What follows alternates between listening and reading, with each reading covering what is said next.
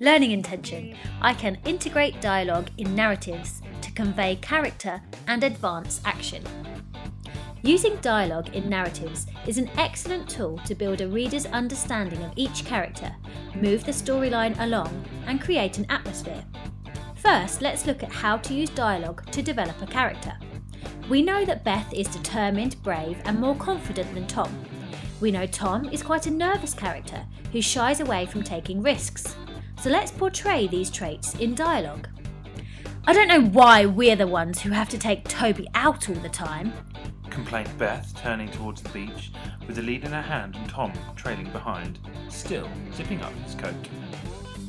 Just then, the lead slipped through Beth's fingers as Toby dashed across the main road towards the shoreline. Beth didn't even hesitate.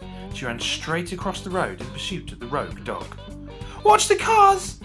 bellowed Tom from the curb as he looked left, right, and left again before crossing and heading towards his sister. "What has he found?" Whoa, I think it's a jellyfish of some sort. Look at the turquoise blue streaks shimmering inside it. We need to get it back into the water before it dies. Come on, instructed Beth, bending down towards the jellyfish, who was being gently nuzzled by Toby. "Don't touch it, it could sting you!" screamed Tom, yanking his sister's arm away. This example of dialogue reinforces the reader's knowledge about the characters. Beth is carefree and instinctive, whilst Tom is more controlled, calculated and anxious. The dialogue, along with the reporting clause and the non-verbal action, which we've shown in a colour, really helps to develop the character. Now let's look at an example of dialogue which advances the action. The professor could feel a cold trickle of sweat dripping down his spine. The thought of a large crowd gathered in the harbour made him nervous. "Professor McBlain!" came an angry shout from a woman in a red bobble hat. The professor didn't even turn around to acknowledge the shout. He had to use every second he could to try and escape. "Over here, Professor! We have found somewhere you can hide. We've been watching and we know that woman is after you for some reason," Beth whisper shouted as she grabbed the professor's hand and led him towards the crumbling rock face. "She's not giving up! She's following about 20 metres behind us!" Tom's voice wobbled slightly as he marched after his sister and the professor. "In here, Professor, quickly! Move right to the back of the cave and I'll pull the fishing net over the entrance so she won't be able to find us," instructed Beth, pulling the net down and ushering Toby away from the lobster pot and towards the back of the slim cave.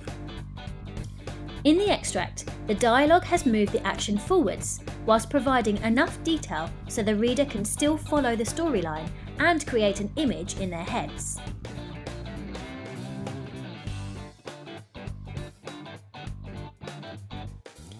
We can also use dialogue to create suspense and tension.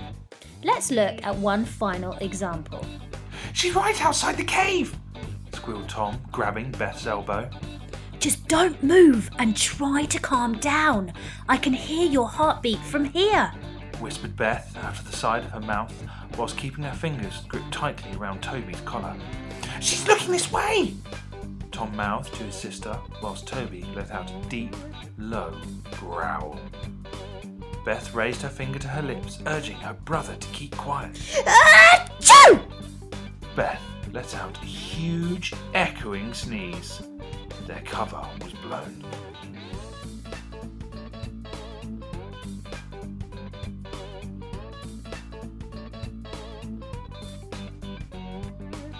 So using dialogue is an excellent tool for developing character, moving a storyline forward, and creating suspense and tension.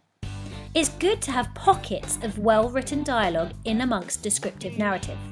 Try not to have too much dialogue within a narrative, as it can sometimes make the writing sound disjointed.